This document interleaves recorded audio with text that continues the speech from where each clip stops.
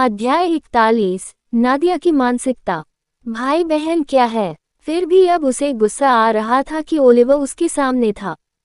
और उसके गुस्से का कारण क्या ये वास्तव में इस तथ्य के कारण था कि उसने सोचा था कि वह उसे एक और कीमती दवा या अमृत देकर उसे नीची दृष्टि से देख रहा है? क्या यह इस तथ्य के कारण था कि उसने दोबारा यहाँ न आने की उसकी पिछली चेतावनियों को नज़रअंदाज कर दिया था और वह उसे नज़रअंदाज करके दोबारा आ गया, जिससे उसे लगा कि उसने उसे गंभीरता से नहीं लिया?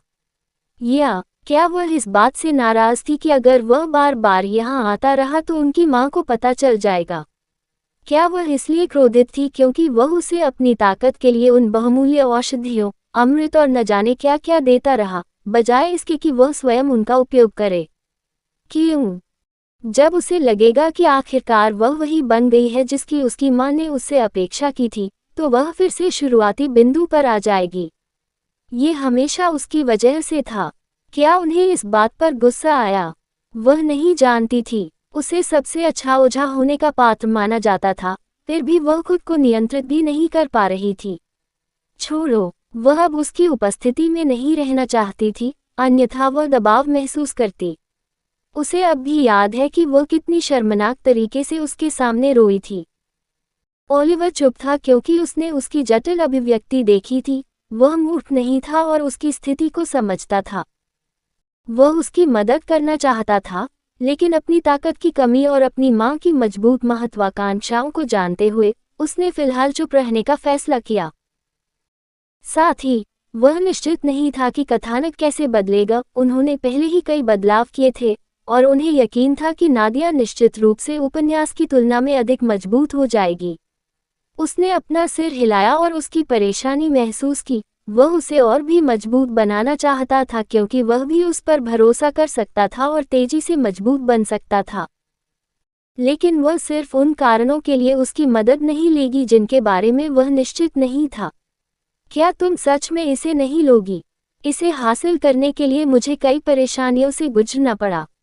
ओलिवर ने उससे धीमे स्वर में पूछा। वह चाहता था कि उसे पता चले कि यह चीज़ सामान्य नहीं है और इससे उसकी ताकत काफ़ी बढ़ सकती है।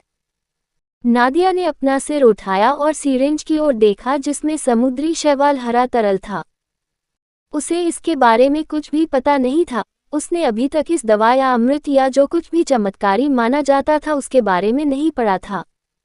एक पल के लिए उसके दिल में एक इच्छा जगी, इसे लेने की इच्छा और मजबूत बनने की इच्छा, ताकि वह अपनी माँ के सामने गर्व से खड़ी हो सके और उसकी अधिक प्रशंसा अर्जित कर सके। लेकिन उसने खुद को दबा लिया और इसे स्वीकार न करने का फैसला किया। उसे इसमें कोई संदेह नहीं था कि यदि यह इतनी बड़ी बात है तो उसका कबीला उसे किसी दिन ये प्रदान करेगा जब उसकी माँ उसे इसके लिए योग्य समझेगी। वह उससे दूसरा उपकार स्वीकार न करेगी। यह उसे शर्मनाक लगा। पिछली बार उससे जो शरीर मजबूत बनाने वाला अमृत मिला था, उसके बाद वह उसके बराबर भी नहीं पहुंच पाई थी। हालांकि वह जानती थी कि ताकत के मामले में वह निश्चित रूप से उससे कमतर नहीं है, लेकिन वह जानती थी कि अगर उसने उससे इस तरह चीजें ली तो देर सबेर उसे अपने घमंड के कारण विपरीत महसूस हो सकता है। उसने उससे ये भी सवाल नहीं किया कि उसे ऐसी चीजें कैसे मिली।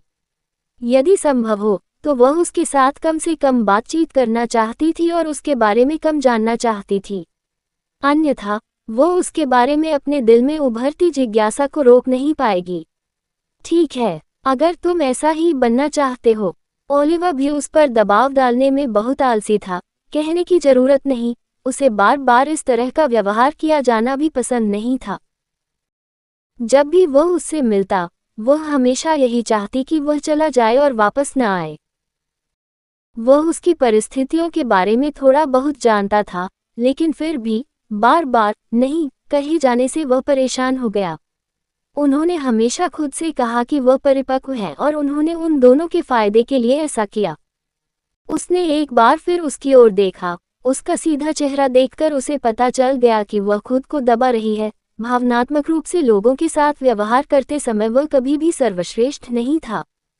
वह ऐसे नायक भी नहीं थे जो एक नज़र में दूसरों की भावनाओं को समझ लेते और उनके कुछ शब्द सीधे नायिका को अवसाद से बाहर निकाल देते। वह सिर्फ एक पार्श्व चरित्र था। उन्होंने आह भरते हुए कहा, वैसे भी तुम्हें भविष्य में मुझसे चीजें लेने में शर्मिंदा होने की जरूरत नहीं है।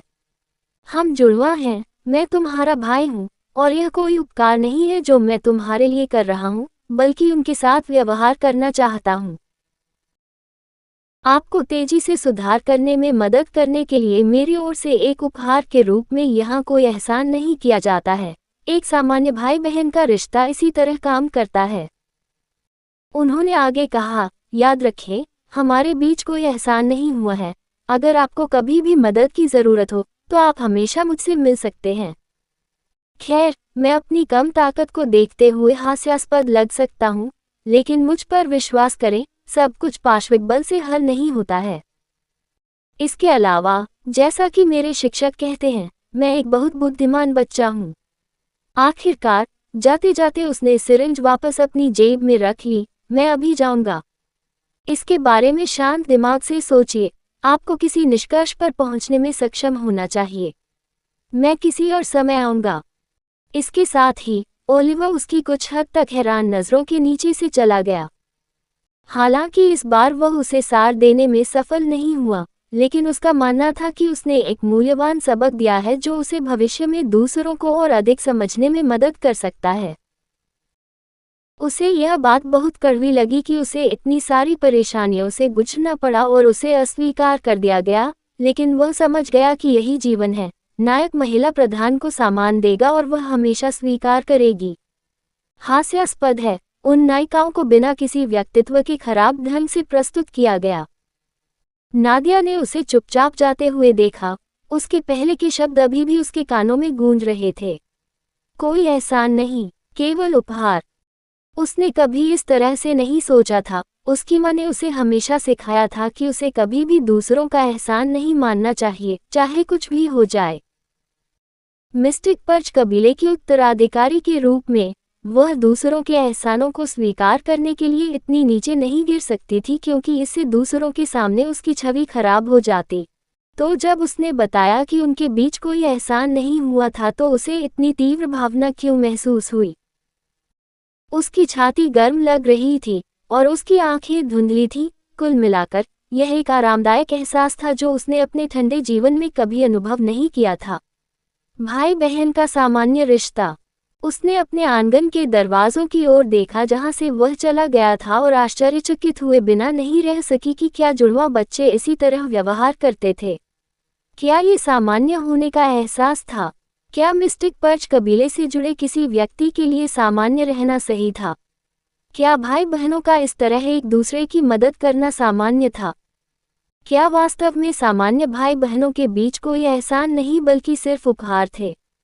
वह नहीं जानती थी, लेकिन उसे लगा कि वह सही हो सकता है। उसे अपने विकास पर ध्यान देना चाहिए और यह पता लगाने के लिए मजबूत बनना चाहिए कि क्या वह वास्तव में सही था या नहीं। उसने अपने हृदय को छूकर महसूस किया कि वह तेजी से धड़क रहा है।